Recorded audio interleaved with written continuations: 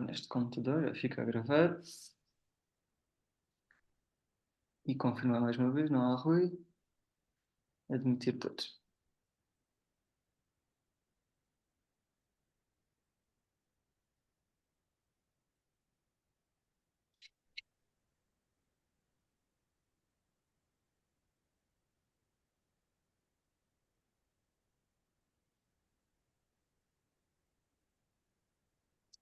Regulação, sim.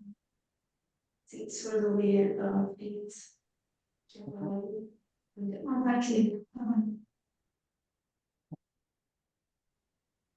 So, good afternoon to you all. Thank you for being here today with us in one more session of the Portuguese Society for Neurosciences monthly seminars. Today it's the classical format in which we invite two either Portuguese neuroscientists or foreign neuroscientists that work in Portugal to present their work. And we have two guests. We have a little unforeseen issue that one of the guests, so Professor Rui Oliveira, is not here yet. But well, this maybe he will arrive a bit later. Maybe there was some issue that we could not anticipate, but no problem. So we will start with João Marques, which is a postdoctoral researcher at the Champalimaud Foundation. But before this, I would like to highlight a bit the advantages of being a member of the Portuguese Society for Neuroscience. So we are part of the FANS group, so of societies in Europe. So if you are a member of the Portuguese Society of Neurosciences, you automatically become a FANS member, which is particularly good when you want to register for other meetings, such as the FANS Forum, or other meetings. So as you can are highlighted here, so the SPN meeting, the neuroscience meeting in the US, the Ebro meetings, in which you have access to special discounts. You also will have access to the European Journal of Neuroscience, as well as privileged access to these seminars and to prizes like best manuscript prizes, travel grants offered by the society. So without further ado, I would like to thank you, João, for accepting our invitation. We are very eager to hear your work on behavior. So please feel free to share your presentation and start. Thank you very much.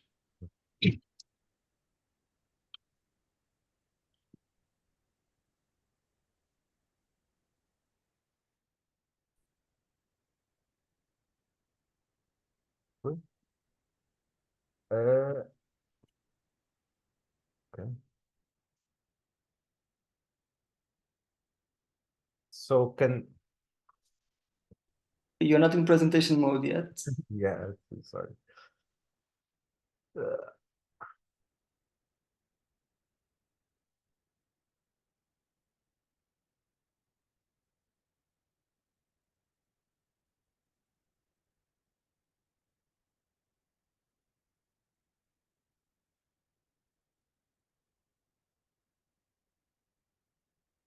Don't understand, like, this is not sorry.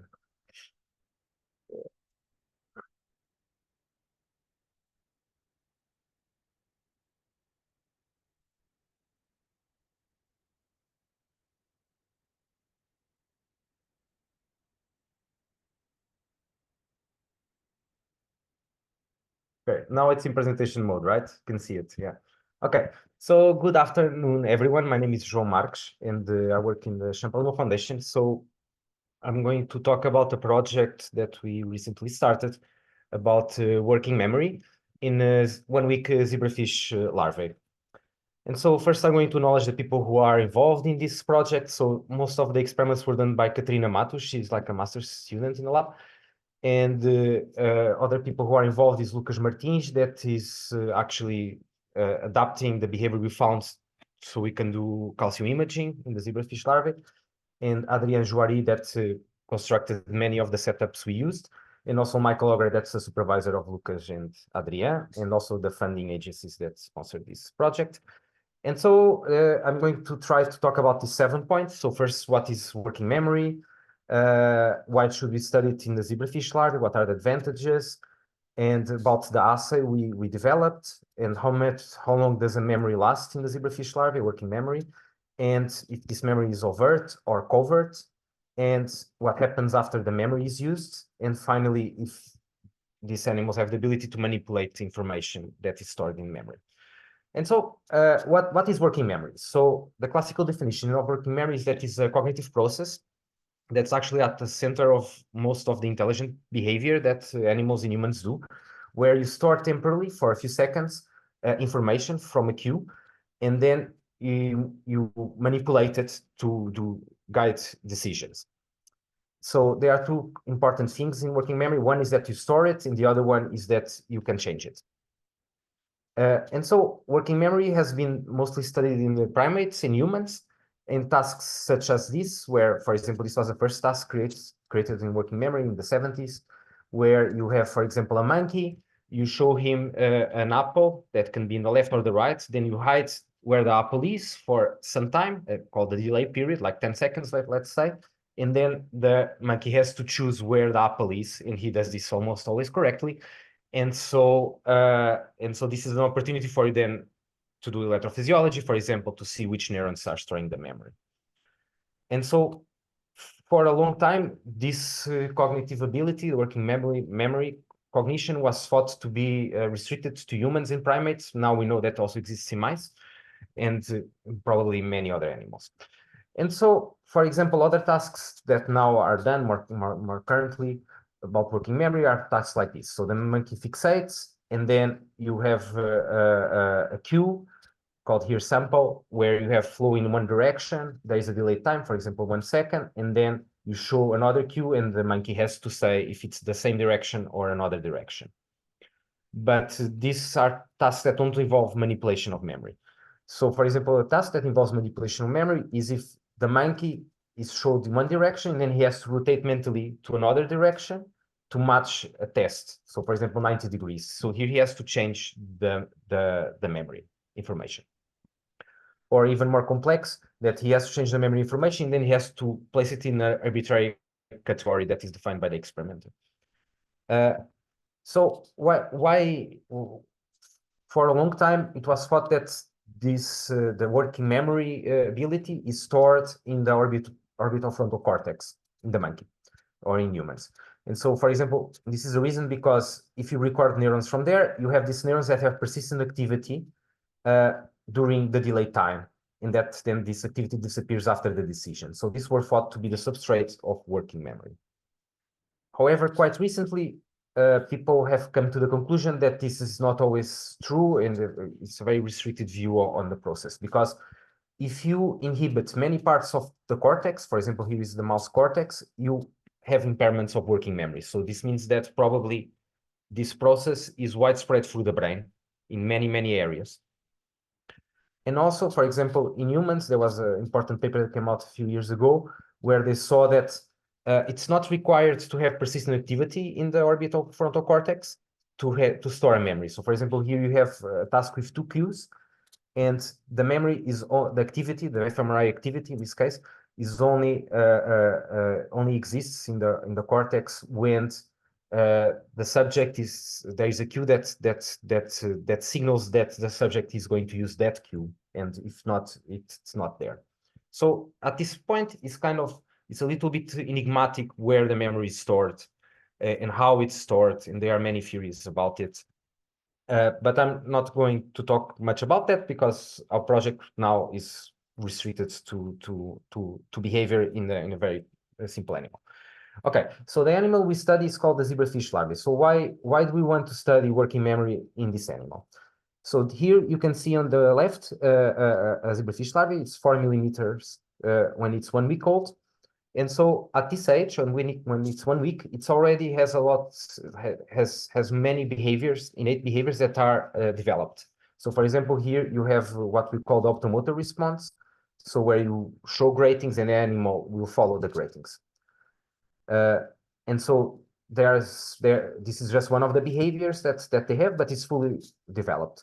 And so, as you could see, another reason why we study is because of behavioral advantages, because the animal moves in a discrete way called swing bouts. So we can categorize computationally and automatically find which types of movements the larvae is doing when they are observing this cue or when they are making a more complex decision. So that's the behavioral reason why we study. We have like an exquisite handle towards the behavior of this animal.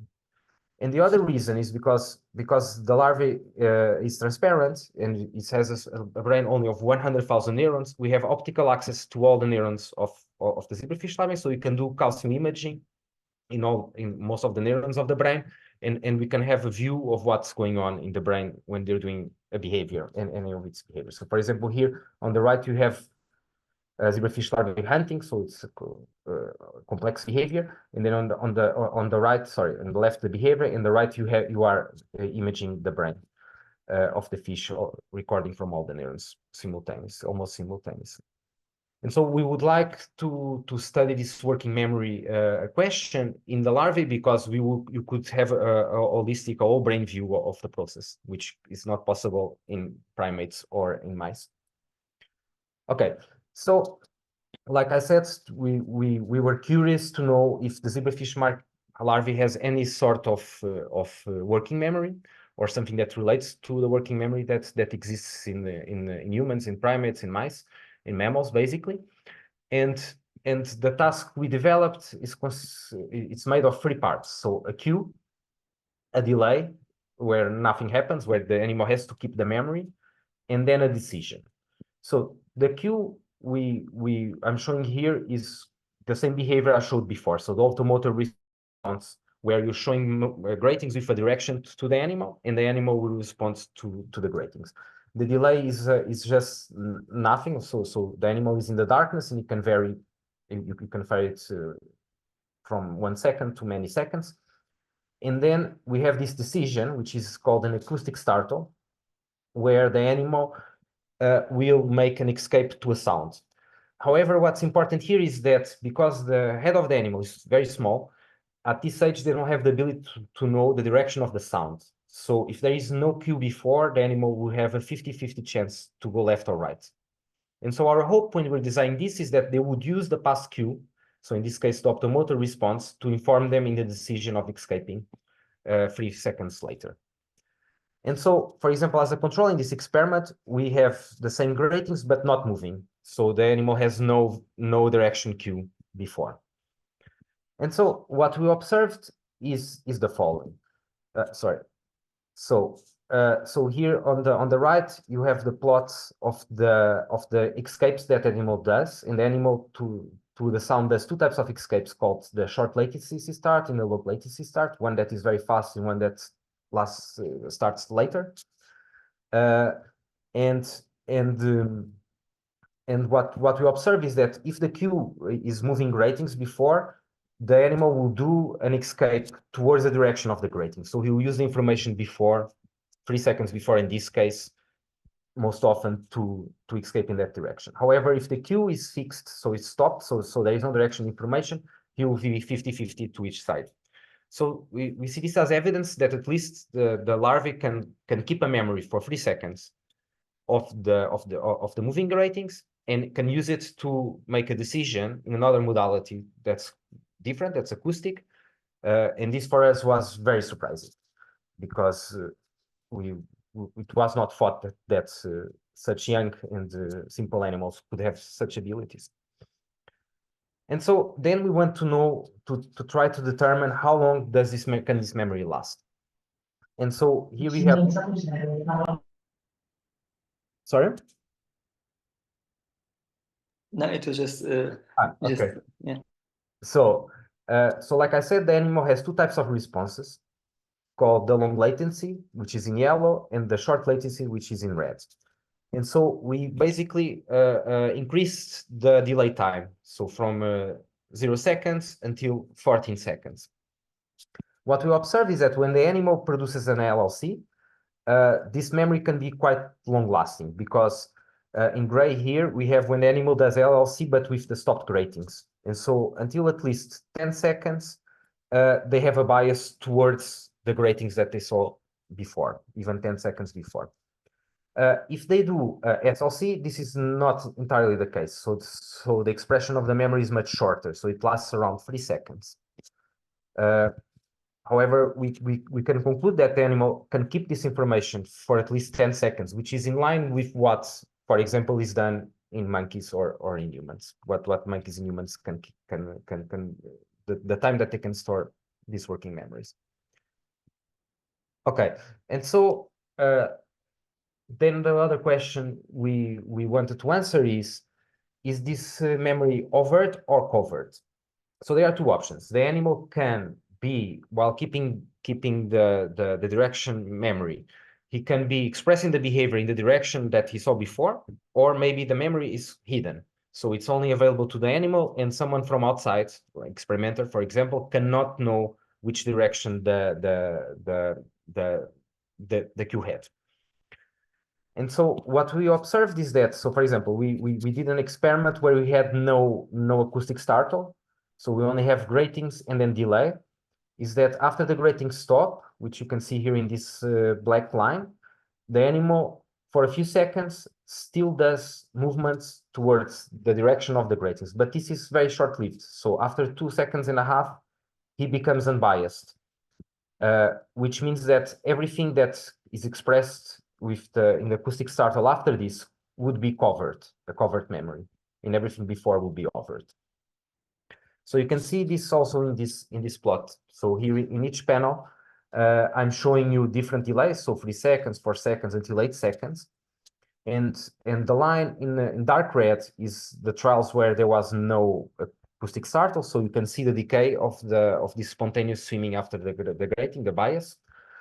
And in red is the trials where there was an acoustic startle. So you can see that for the longer lasting delays, that even after the spontaneous swimming became unbiased, you have a biased escapes towards the side of the grating. So and it's always higher than for example the movements that were happening immediately before.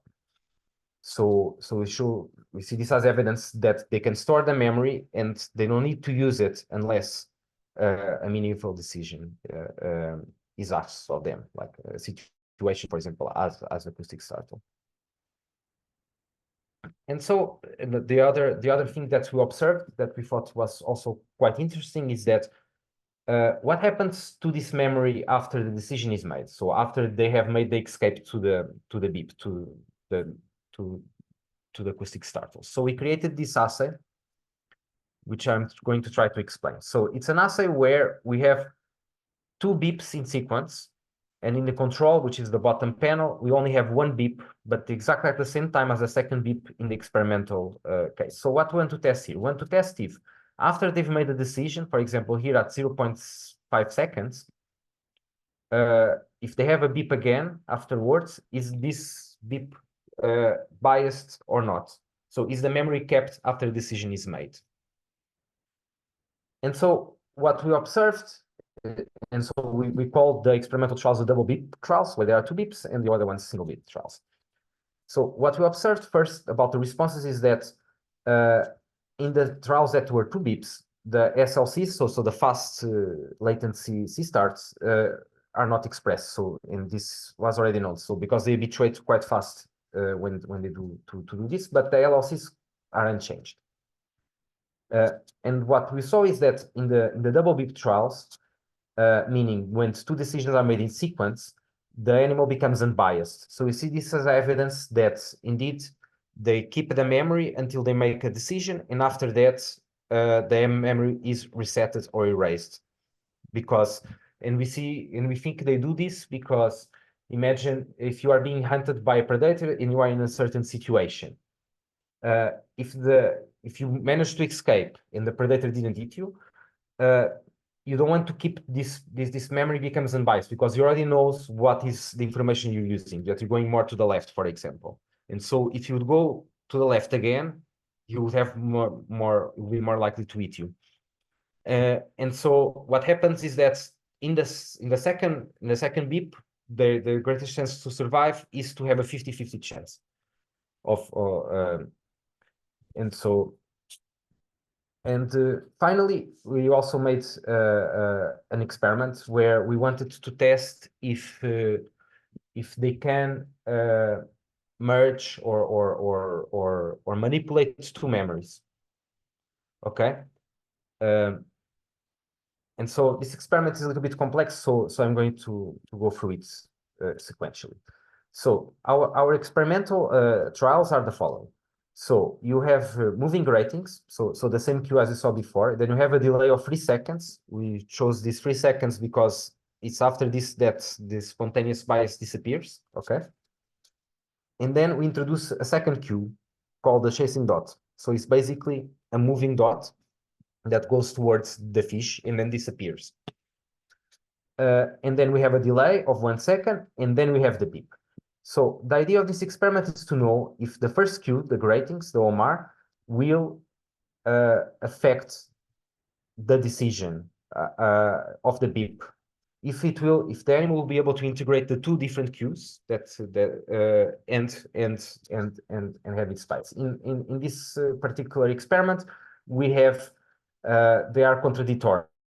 So we have OMR to the right and the dot to the left. So it will be a subtraction of the bias. Okay. And so then we have the controls, which is basically stopped gratings and just a chasing dot for us to measure the strength of the memory in the chasing dot. We have moving ratings and a chasing dot from the fronts for us to measure the strength of the optomotor response bias. And we have the trials of stopped gratings and front chasing dot where there is no bias. So here it should be 50-50 because there is no directional information. And so what we observed was the following, was that when you have the OMR and the dot in opposite directions, the bias is lower than when you have the OMR and stopped and just the dot, which means that it's like the OMR, because it goes in a different direction, is subtracting some of the bias that exists just for the chasing dot. If you just have the OMR, it goes in the opposite direction because the OMR is a right direction. And the two OMR dots with nothing is 50-50. And so as I showed before, we only see these effects for the LLCs, not the SLCs where everything is 50-50. Because this happens at basically the deep wire retesting is 7 seconds after the first cue, so the animal has no opportunity to express the memory in the SLCs. And so this is basically where we are in the project. We're trying to design better tasks to try and prove that they can actually have this subtraction and addiction of memories, and that which we would suggest that they have like a unified representation of direction that is independent on the type of cue that they use, and that they can actually manipulate these memories to guide behavior. And so just to conclude, I hope I convince you that larval zebrafish that are only 1 week old can form memories that can last until 10 seconds, like you can see in this plot. Also that this memory becomes overt after 3 seconds. So it's not accessible to someone who's observing, like a predator, the animal when he's behaving. Finally, that this memory is reset after the decision, so it's only used when it's useful. When it stops being used, so the animal resets the memory. And finally, that we have some evidence that maybe they can actually integrate the motion of different cues to make decisions.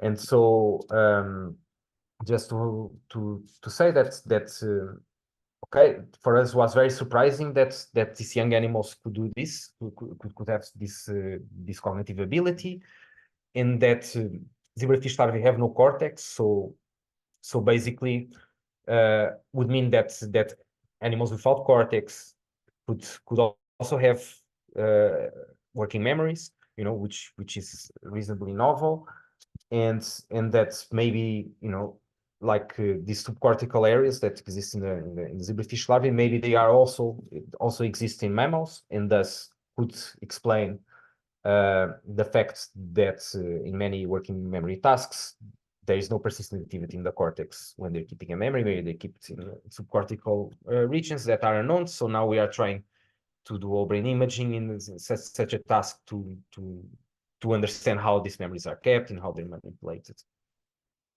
Okay, so that was it. Okay, thank you a lot for your attention and for your patience. And if you have any questions, I'll be happy to answer. Thank you very much, João. It was a very interesting presentation. So now it's open to questions. So feel free. Anybody wants to ask a question?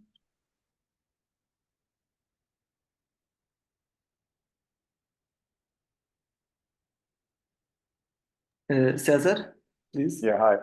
Hi, João. So a really nice talk. So I was wondering, so you did one round of gratings and then a delay, then you observed the decision. So I was wondering if you could do several rounds of gradings, and if for some reason this would enhance the working memory performance. Actually we do many trials. We do like 45 trials for each direction. And in the same animal, okay. In the same animal, and we never saw learning, like they never became better or worse. So they do this in the first trial, the same probability as in the last trial. So we believe that this behavior is not learned, is innate, it already exists in the animal. We don't quite understand why they have this ability in reality, because we're using optic flow, but it's what it is, yeah. Yeah. Okay. And the other question, I mean, I'm sure you tried this, but I'm sure, how does it stand in terms of imaging in the brain during, the acquisition and the decision making? So now we adapted this task to a light sheet microscope where you can image the entire brain of the animal, almost all the brain, and indeed we believe that they do the behavior, meaning that they can keep the memories and they bias their behavior towards the cue and so on. And we are now doing more animals, analyzing data. We already have some clues where the memory can exist. We have neurons that have this long-lasting persistent activity that lasts many seconds, that exists that as it was originally observed in the orbital frontal cortex, in the monkey, and so on. So now we are trying to improve the experiment to image all the cells of the brain to kind of know if it's restricted to the area where we saw, if it's in many areas, and we're very hopeful that maybe we'll understand something about this or not. Yeah. Sure. Thank you. Yeah. Thank you a lot. Tiago, please. Yeah, thanks. So very nice, João. And in line with what we were actually saying, so I'm actually like thinking, how can you then correlate these some of your findings with mammalian findings that have been already reported, and you've been mentioning some of these. So which regions? I know that you're doing those experiments right now, but which regions, based on your very preliminary results, but also by your own prediction, like, or what do you expect? Which regions or circuits or neurons do you think will be implicated in this in this specific of this working memory, and which ones would be potentially relevant to understand circuits at the mammalian level? So the image where you saw these signals is a region that I do not know what is the analog. I don't believe it's known what's the analog in which one is it you mentioned? The hindbrain oscillator, which is a region that makes biases in the animal, which is a hindbrain region. And so that's where we saw, but where I would expect also to see, and I can explain more or less why we haven't imaged this part of the brain yet. So it's also known, or at least there are some papers that say that there is a part of that there is a specialized thalamus that projects and receives inputs from the orbital frontal cortex. And actually, the first recordings that they did in orbital frontal cortex, they also did recordings in this region, and they have neurons of persistent activity. We now are designing an experiment to image in what should be this thalamus region in the zebrafish brain. we haven't been able yet, because imagine, like, the animal has to be in the dark and we have a light sheet microscope, so we have to like, it's a very technical reason. We have to block the light to the eyes. We have to find an eye mask. So light sheet comes from the side, we put the eye mask, and this thalamus is really in the middle of the eyes. So now we are changing the microscope to image from the front. And so we think that maybe there we also see this kind of regions that it will make sense, because they then would project to this HBO, which is a hindbrain area. But it's still an hypothesis. Yeah.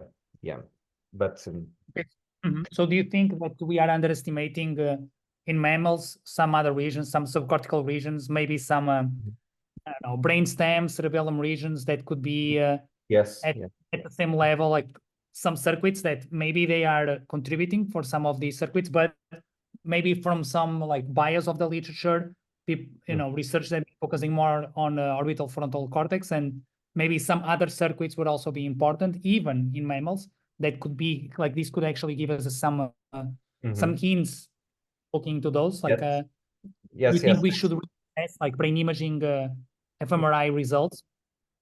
Yes, I think, for example, there is also a paper that came out recently where they actually inhibited this thalamus region and also the orbital frontal cortex or the analog in mice, and they saw that both have to be active. So there are some very few papers that say that, or at least in some tasks that say that it's necessary, that it's not only a cortical loop, that there is a cortical thalamic loop or a cortical subcortical loop that is necessary to maintain the working memories. But yeah, so but there's also the possibility that we find a circuit that is exclusive to the zebrafish, right? Of course, absolutely. Right? Yeah. But I'm just wondering that it should be kept in mind. Yeah, sorry, go ahead. But this doesn't mean that then, for example, the activity or the dynamics of the cells are not particular to keep a memory or to keep this kind of memories. Like this could be common in both and so on. So we could also learn from that. Mm-hmm. Yeah, I'm also just thinking about some of the results with mammals. I haven't checked all the papers that you mentioned, but in fMRI studies, in some instances, they have excluded either the hindbrain or the cerebellum or the brainstem from analysis. Mm-hmm. So it is possible that it was not looked into some of these, let's say, homologous circuits at the species level. But that said, as you mentioned very well, this could be something that could be specific on zebrafish. And yeah, not apparent, but of course, yeah, very exciting. And I'm looking forward to see what your imaging data, brings up. So it will be very interesting. Yeah. So congrats for the work. Yeah, thanks. Any additional questions? I have just a curiosity, João. So in the reset part of the working memory, so when it disappears, do you envision that this is a passive mechanism, so that the neurons that are firing in the acquisition phase and so on, they just stop firing, or and this is passive, or do you think there is active inhibition of the working memory by additional circuitry? So no, we think it's not, it's active, because we have cells. We found cells that only not so we have cells that fire to the cue when the animal saw a grating moving before and not when the grating is stopped. So there are cells in the fish brain that are specific to the reset, let's say, like, although the animal does the movement in both cases, they only fire. So there is some specificity, and so we believe that maybe, and these cells happen a little bit before, because you can image quite fast, before actually the cells that have longer persistence in the hindbrain oscillator, let's say, are fine. So we think there is a causal thing, but we haven't been able to.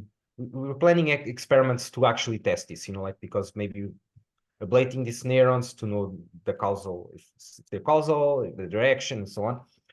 But I would also say that these experiments are a little bit challenging because when the animal does these escapes in the imaging, there's a lot of movement artifacts. So we have to deal much better with this, you know, to register well the brain and so on, to make sure it's real signals.